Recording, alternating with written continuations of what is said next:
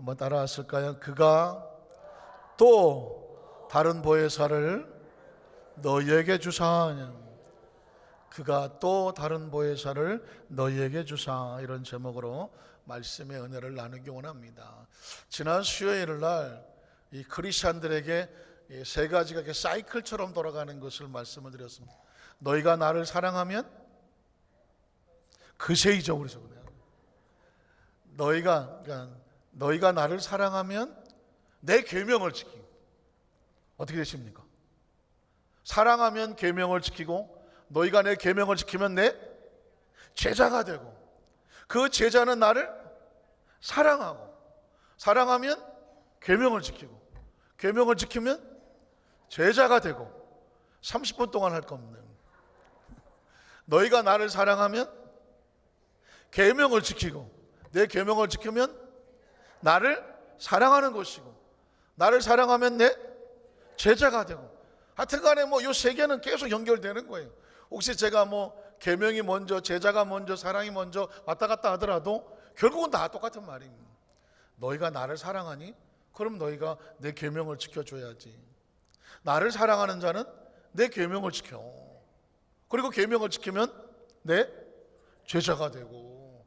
그러니까 저와 여러분이 앞으로 삶을 살아가는데 하나님을 사랑하는 것은 계명을 지키는 것으로 증거가 되는 것입니다.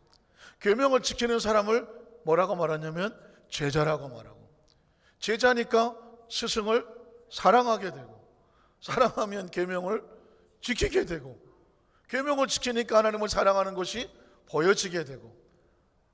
얼마나 쉬워. 이거 얼마나 쉬워요.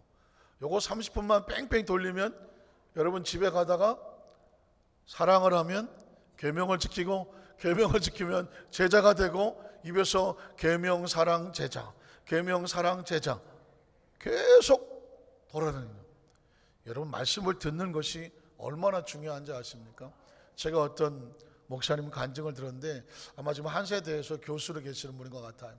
저 어린이 대공원 있는 무슨 동이에요? 면목동도 일동, 2동, 3동 굉장히 끝인가 본데, 거기 신방을 갔다가 오셔서 그 마포에 와서 버스를 갈아타려고 내렸는데, 내리자마자 본인도 모르게 두만강 푸른 물회가 나오더래. 하루 종일 신방을 하고, 옛날에 시내버스 얼마나 힘듭니까?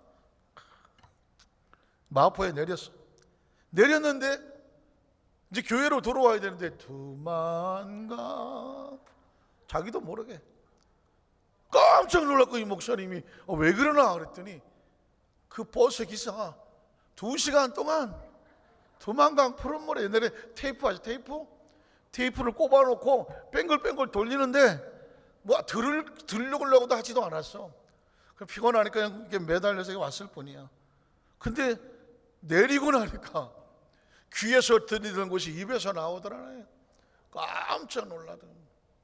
어떤 집사님은, 구역자님은, 목사님 나 오늘 회개해야 돼요.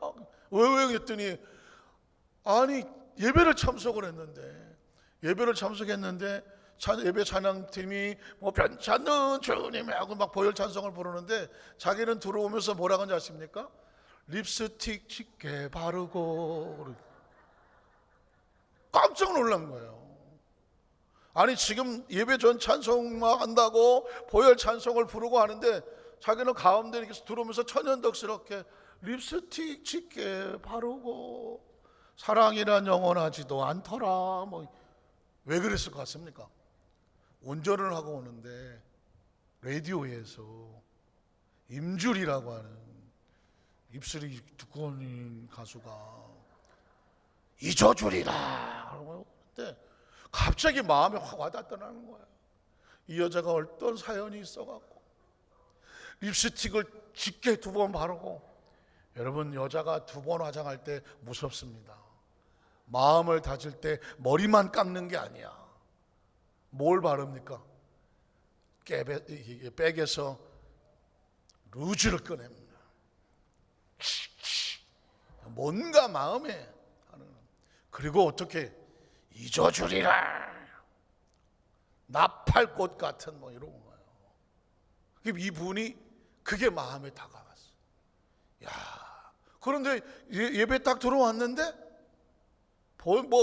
무슨 변찬을 하고 있는데 자기는 그런 생각이 없어. 립스틱 짙게 바르고. 깜짝 놀랐어.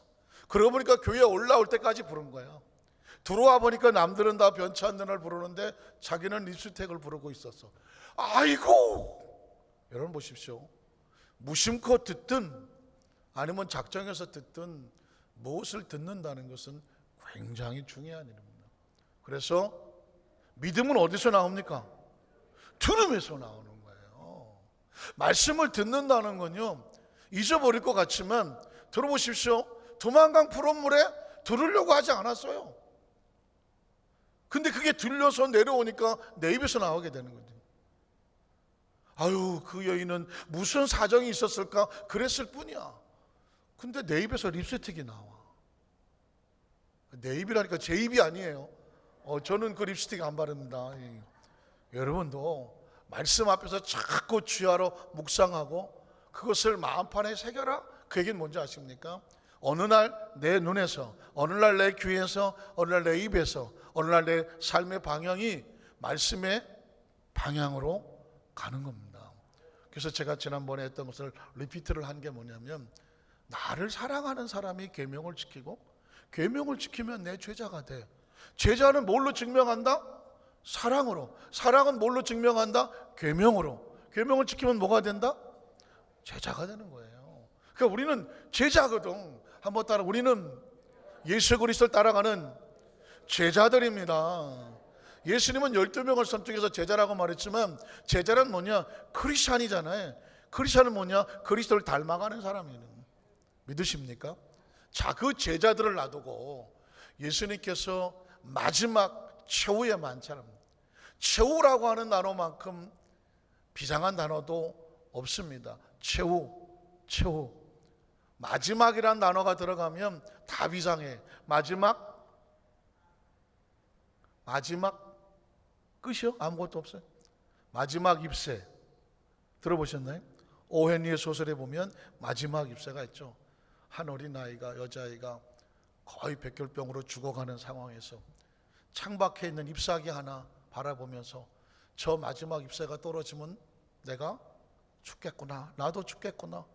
마침 같은 병수했던 한 이름 없는 무명의 화가가 그 이야기를 들어 밤새 태풍이 치는데 저 잎사귀가 떨어지면 나도 죽는다고 이 아이는 죽음을 각오하고 있는데, 그 밤에 비바람이 지나고 나서 아침에 보니까 그 잎새가 떨어졌어요? 붙어 있어요? 떨어져 있어요? 붙어 있어요. 깜짝 놀라죠. 이 아이가 살 소망을 얻습니다. 그리고 이 아이는 살아납니다. 기적적으로. 나중에 보니까 그 잎사귀는 진짜 잎사귀가 아니잖아요. 그 무명의 화가가 그 벽에다가 잎사귀를 밤새 그리고 그는 쓸쓸히 생을 마칩니다. 자기는 죽어가면서, 자기도 중병인데 죽어가면서 그 어린아이 생명을 살리려고 잎사귀를 벽에 걸었습니다. 마지막 희망과 같은 그런 이야기와 같습니다. 그래서 그냥 잎사귀도 아니고 마지막 잎새라고 하는 아주 절박한 것이 있습니다. 예수님께서 수없이 많은 제자들과 만찬을 갔습니다. 이스라엘 문화는 우리 문화하고 달라서 우리는 먹고 예배드려요, 예배드리고 먹어요. 예배드리고 먹죠.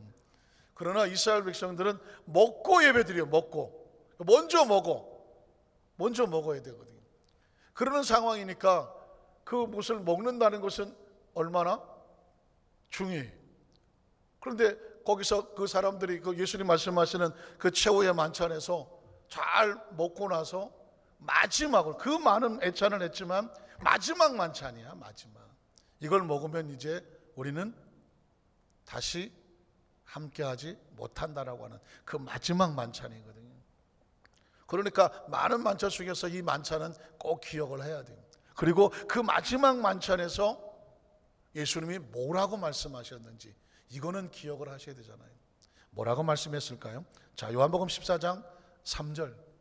14장에 물론 14, 15, 16, 17까지 마지막 예수님이 최후의 만찬에 하신 말씀이에요. 뭐라고 말씀했다고요? 내가 가서 어딜 가? 하늘나라로 가서 너희를 위해서 거처, 플레이스, 집을 만들면 어떻게? 내가 다시 와서 너희를 내게로 영접하여 나 있는 곳에 너희도 있게 하리라. 자, 분명한 것은 뭐냐면 우리가 이 세상을 떠날 때 갈 곳이 있다 없다? 어떻게 해야 하는? 예수님 말씀하셨잖아요. 어디에 있다? 가리봉동? 어디에 있어요? 하나님의 나라에 있는 것이죠. 여러분, 그러니까 우린 이 성경이 없었으면 이 지구가 끝이야. 그런데 예수님을 통해서 어디가 보인다? 하늘이 보이는 거예요. 예수님을 통해서 우리가 하늘이 보이고, 예수님을 통해서 누가 보이죠? 하나님이 보이죠. 이래서 예수님이 길이고 진리고 생명이라고 말하는 거예요. 하나님의 나라는요, 예수님이 아니면 보이지가 않아요. 죄송하지만 다른 종교 지도자들이 있잖아요. 그 사람들은 안타깝지만 땅에서 태어났기 때문에 하늘을 모르는 사람들이에요. 그들 역시 땅의 이야기는 할 수 있을지 몰라. 그러나 하늘 이야기는 못해. 하늘 이야기는 누가 할 수 있나요? 하늘에서 온 사람만 할 수 있어요. 하늘에서 온 사람만 할 수 있어요. 그러니 성경 요한복음에 인자가 하늘에서 온 사람은 누구밖에 없다?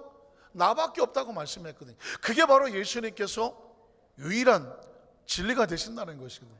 그래서 예수를 왜 믿냐고 물으면 예수를 통해서 어디를 본다? 하늘을 보자. 예수를 통해서 누구를 알게 된다? 하나님을 알게 되는 것입니다. 그래서 우리는 예수님을 길과 진리와 생명이라고 말하는 것입니다. 자, 그럼 아까 성경구절 다시 한번 떼어봐 주세요. 나 있는 곳이라고 했거든요. 자, 예수님은 하나님의 나라에 가서 우리가 걸 처소를 예비해 놓아요. 그리고 예비하면 다시 와서가 뭐예요? 예수님의 재림이라고 말하는 거죠.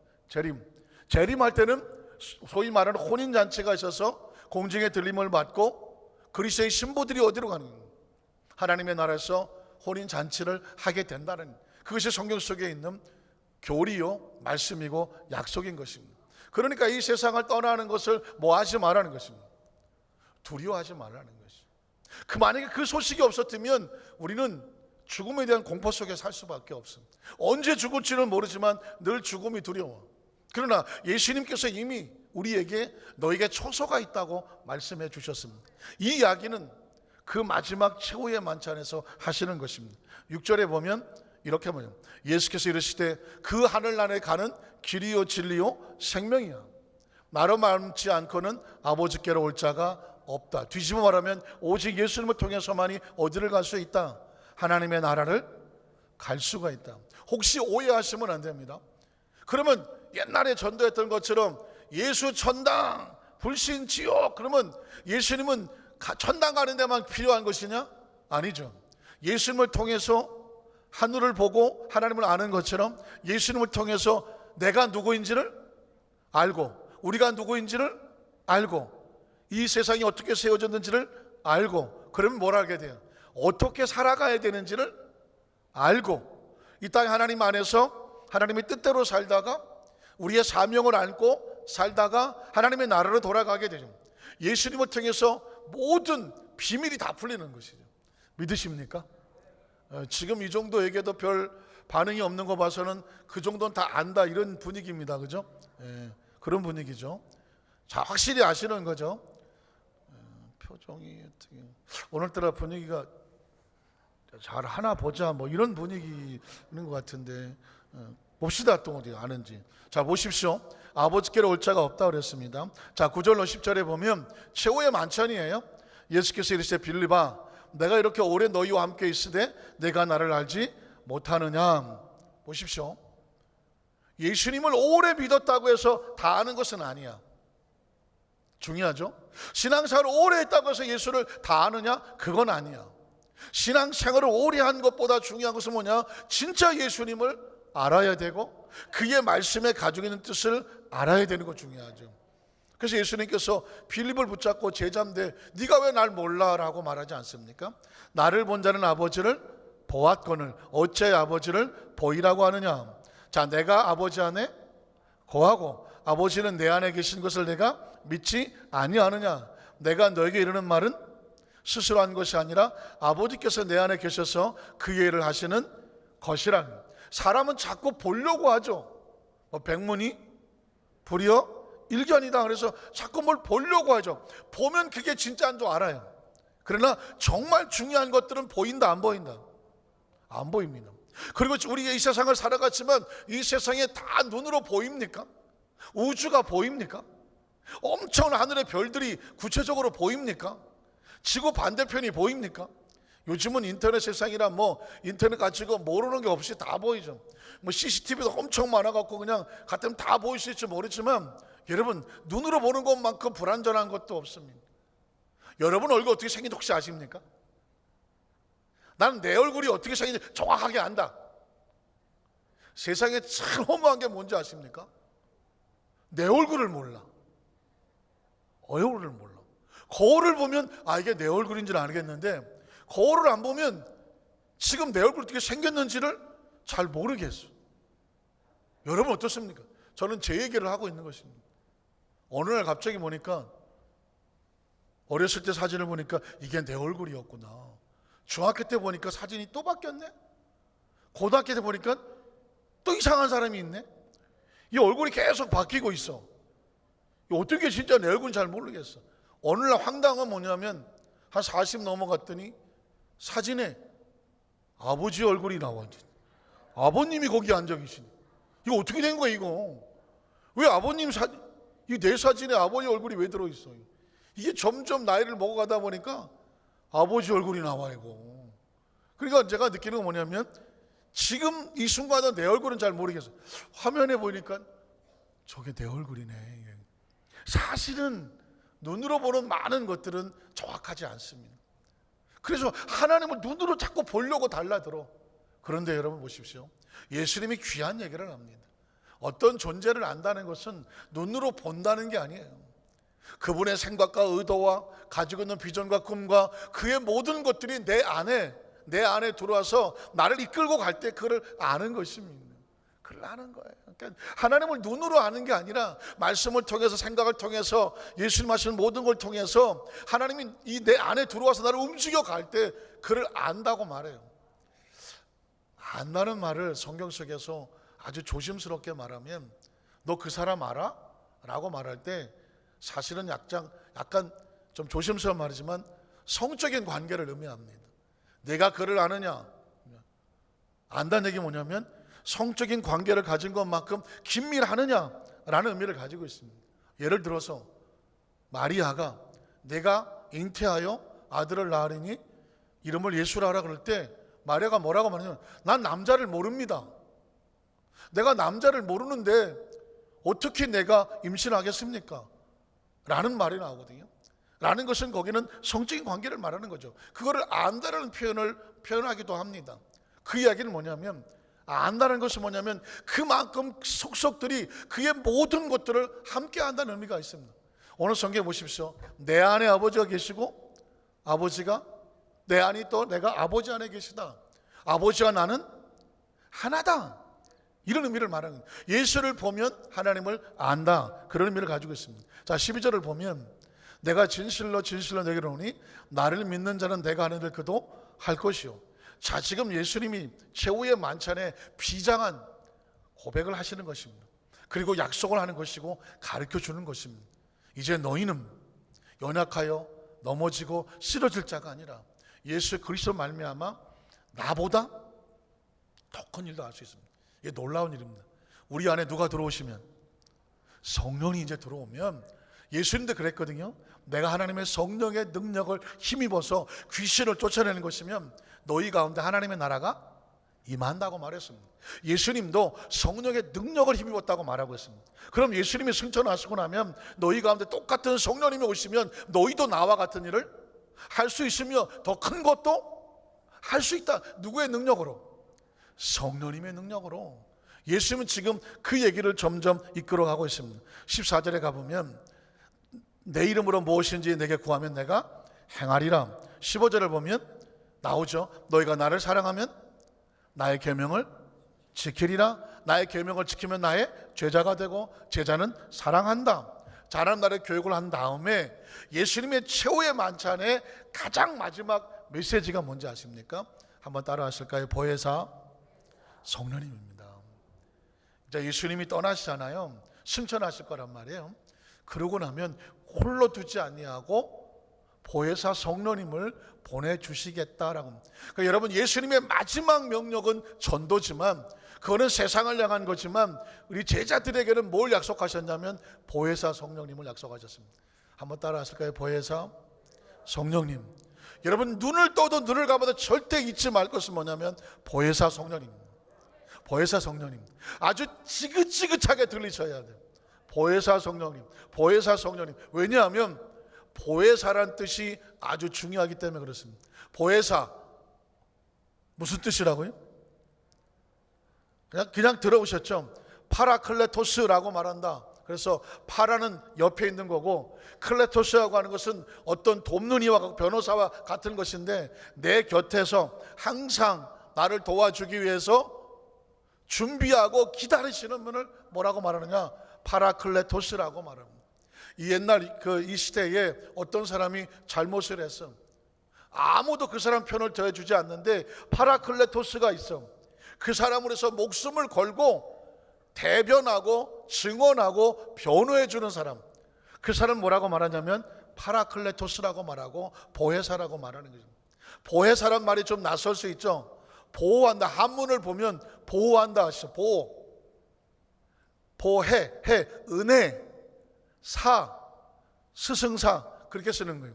보호한다는 말, 은혜라는 말, 가르친다는 말, 이 세 단을 합쳐서 보혜사라고 말합니다. 그는 우리를 뭐 하시죠? 보호하시고, 그는 우리에게 은혜로 더하시고, 그리고 그는 우리를 가르치시는 분. 다시요. 보호하고 은혜를 베풀고 가르쳐. 그걸 뭐라고 말해? 보혜사라고 말합니다. 보혜사는 단어 잘 쓰지 않는 단어라 낯설 수 있지만, 성령님은 우리 가운데 보혜사가 되신다. 그가 우리를 보호하신다. 그는 우리에게 은혜가 되신다. 그는 우리를 지금도 가르치고 계신다. 그거를 보혜사, 파라클레토스, 항상 우리 곁에 계셔서 우리를 도와주시려고 준비하고 기다리시는 분을 뭐라고 말한다?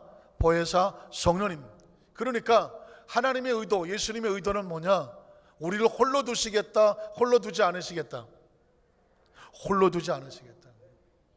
한번 따라 하실까요? 하나님은 우리를 결코 홀로 두지 아니하신다. 믿으십니까? 구약 성경 속에서도 하나님은 이스라엘 백성을 절대로 홀로 두지 않으셨습니다. 무계획하지 않았습니다. 그들이 애굽에서 300만으로 커갈 때 하나님은 80년 동안 모세를 준비하고 있었습니다. 그리고 400년 전에는 아브라함에게 가나안 땅을 주시겠다고 약속을 하셨습니다. 그러니까 이스라엘 백성이 태어나기도 전에 리더자를 준비하고 있었고, 그 다음에 땅을 준비하고 있었습니다. 때가 되면 모세가 나타나고, 때가 되면 바로 왕이 내어보내주고, 광야를 통과하고 가나안 땅이 열리고 그 땅에 들어갑니다. 이게 하나님입니다. 이스라엘 백성이 물 가운데 지내, 물 가운데서 내가 너와 함께 할 것이다. 불을 통과해, 불 가운데 내가 너와 함께 할 것이다. 너를 손대지 못하게 할 것이다. 이유가 뭘까요? 내가 너를 지었고 내가 너를 만들었으니 너는 내 것이다. 난 너를 보배롭게 여긴다, 존귀하게 여긴다. 이게 하나님이야. 이게 하나님. 그리고 그 하나님이 우리 가운데 함께 하시기 위해서 독생자를 보내 주셨음.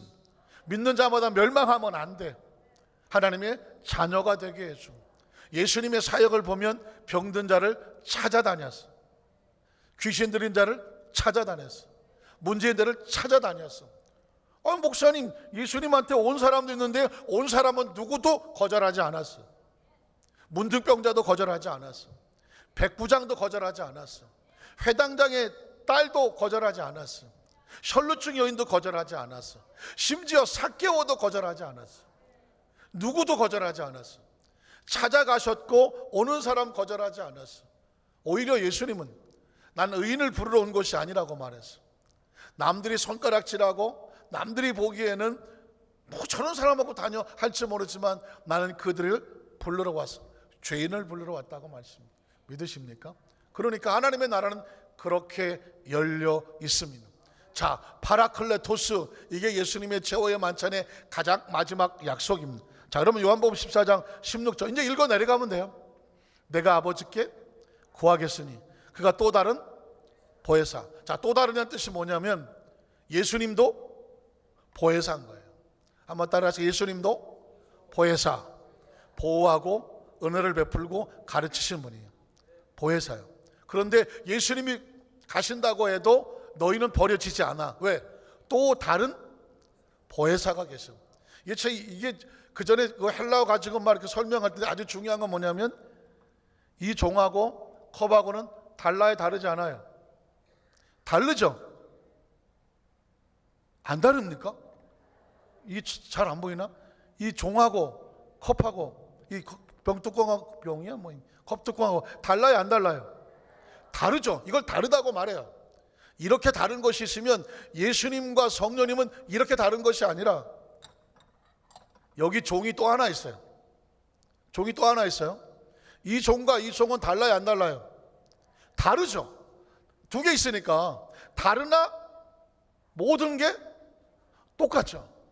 이게 다른 거예요. 자, 예수님과 성령님은 두 개의 성자와 성령이 있지만 모든 건 똑같아. 그러나 존재는 달라. 대신에 이 똑같은 종이 있으면 이 종이 없으면 다른 종을 갖다 놔도 아무 문제 없어요. 예수님이 안 계셔도 성령님이 오시면 아무 문제 없는 겁니다. 그게 또 다른 보혜사라는 것입니다.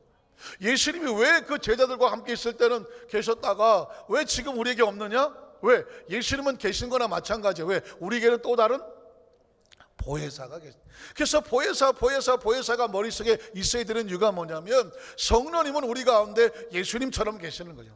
구약시대 하나님, 신약시대 예수님처럼 이 교회시대는 성령님께서 우리에게 보혜사가 되십니다.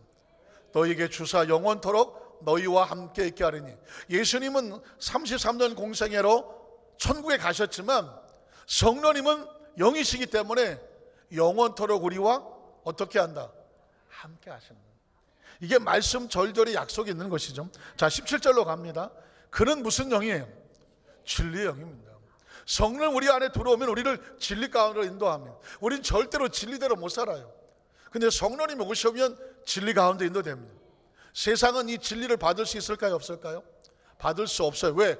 더럽기 때문에. 세상은 자기 마음대로 하는 것이 세상인데 진리를 따라가기를 원하지 않아요. 능히 그를 받지도 못하느니 진리를 보지도 못하고 알지도 못합니다. 저는 이걸 볼 때마다 예전에 제가 한번 말씀하셨죠. 처음에 제가 신혼방을 시흥이라는 곳에, 여기 시흥 말고 독산동 시흥이라는 곳에 원룸 같은 데서 한번 산 적이 있었어요. 뭐 방은 두 개지만 하나 피아노 들어가면 끝이더라고. 들어가면 바로 옆에 주방 같은 거 있고 오른쪽 화장실 있고 가운데 냉장고 있고 그랬는데 갑자기 신혼초에 저희 집사람이 그냥 막 하고 뛰어들어가고 깜짝 놀라잖아요. 왜 그러냐고 그랬더니 말도 못해. 진짜 왜 쥐가 나타났나 아니면 뭐가 들어왔나 그랬더니 이렇게 보니까 그냥 이 조그마한 바퀴벌레들이 그냥 냉장고 밑으로 쫙 가는 거예요. 우리 사람은 이렇게 청소하려고 다 무심코 화장실 들어가는 밑에 발판이 하나 있었는데 발판을 딱 제끼니까 그 밑에 이 바퀴벌레들이 크게 부응하여서 막 엄청 부응이 돼서 거기다가 막 새끼들까지 잔뜩 깔아놓은 거야. 근데 이걸 들치니까 빛이 오잖아. 빛이. 이것들이 그냥 큰일 났다고 냉장고 어둠 속으로 달려 들어가더라고. 근데 우리 집사람이 그걸 보고 엄마 하고 도망 들어왔어. 내가 생각해 보니까 바퀴벌레는 얼마나 놀랐겠어. 얼마나 놀랐겠냐고. 그래갖고는 그거 왜 했더니 놀랬으니 갑자기 막 바퀴벌레가 그래갖고는 모기야 그걸 갖다가 막 냉장고 밑에 뿌리고 싹 일망타진을 했죠. 요즘은 저희 집사람은 쥐도 때려잡습니다. 미국에 갔더니 선교사가 갔더니 거기는 뭐 이따마는 바퀴벌레가 날아다니지를 않나. 그냥 어떻게 거기서 잡아야지 막 대걸레로 막 때려 잡아야 되고 막 그랬던 기억이 나는데 그 장면이 잊혀지지가 않아요. 뭐 굉장히 오래됐잖아요. 왜냐하면 바퀴벌레는 이 빛을 감당할 수 있어요, 없어요? 감당이 안 돼요. 걔네들은 어둠 속으로 찾아다녀야 돼요. 마찬가지예요. 성령이 또 예수님의 진리가 빛으로 이 땅에 왔는데 그게 싫어. 그게 세상이에요. 예수님이 싫어. 성령님이 싫어. 그래서 죄 속으로 그냥 도망치는 거예요. 그들은 알 수도 없고 알려고 하지도 않아. 그러나 너희는 뭐야? 너희는 빛의 자녀들이잖아. 하나님의 자녀들이는 너희는 그를 알아. 우리 속에 하나님을 아는 영이 있고 마음이 있는 거예요. 그는 너희와 함께 거하시며 또 너희 속에 계시겠습니다. 우리 성령님을 인정하십니까? 환영하십니까? 모셔드리십니까? 세상에 천만다행인 게 예수 믿은 거고, 감사한 것은 성령 받은 거야. 이 안에 성령님이 계시는 거예요. 그래서 마지막 18절에 보면 이렇게 말합니다. 내가 너희를 절대로 고아와 같이 버려두지 아니하고 너희에게로 오리라. 여러분, 참 고아라는 단어 참 가슴 아픈 단어입니다. 이쪽 세계의 실태를 말하면 참 많이 힘들지만, 여러분의 출생지 이렇게 있잖아요. 출생지 뭐 어디 출생해서 어디 있잖아요. 부모가 없이 이렇게 태어나면, 부모 없이 태어났다는 건 이해하지만 일단 부모가 태어났는데 부모에게 버려진다 말이 하나? 그러면 부모가 고아원에 갖다 주는 경우는 별로 없지 않습니까? 다 어디서 놓고 가버리잖아요. 그러면 기록에 뭐라고 되어 있을 것 같아요? 어느 교회 앞, 어느 호남선 몇십 기차 몇 번째 칸, 어디 다리 밑, 어디 길거리 무슨 건물 옆, 내가 어떻게 태어났는지 어디서 발견했는지를 만약에 그렇게 기록이 됐다고 하면 어떻게 살겠습니까? 살 것 같아요? 자, 내 부모는 누구지? 내가 어떻게 태어났지? 근데 내가 태어났는데 내 부모는 없고, 내 부모는 나를 버렸고, 내 주위엔 아무것도 없고, 나를 누가 발견했는데 쓰레기통 옆에서 발견했어. 그게 나야. 어떨 것 같아요? 살 희망이 있나요? 살 비전이 있나요? 참, 이 아이들이 어렸을 때는 정말 천진난만하게 큽니다. 그런데 사춘기가 오면서 자의식이 생겨나면 나는 누구지? 왜 나는 이런 상황이지? 느끼기 시작하면요, 무너지는 걸 수 있을 거 아니야. 인간이 스스로 자존감이 없으면요, 부모도 날 버렸는데 내가 공부를 왜 해? 공부하면 뭐 하겠어? 어디 가서도 살 수가 없어요. 지금으로부터 2000년 전에 고아라는 단어는 사실은 뭐 거의 살 희망이 없는 거죠.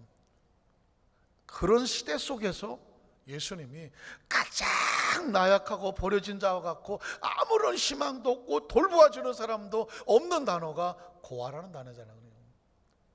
그래서 내가 너를 고아처럼 버려두지 않을 거다.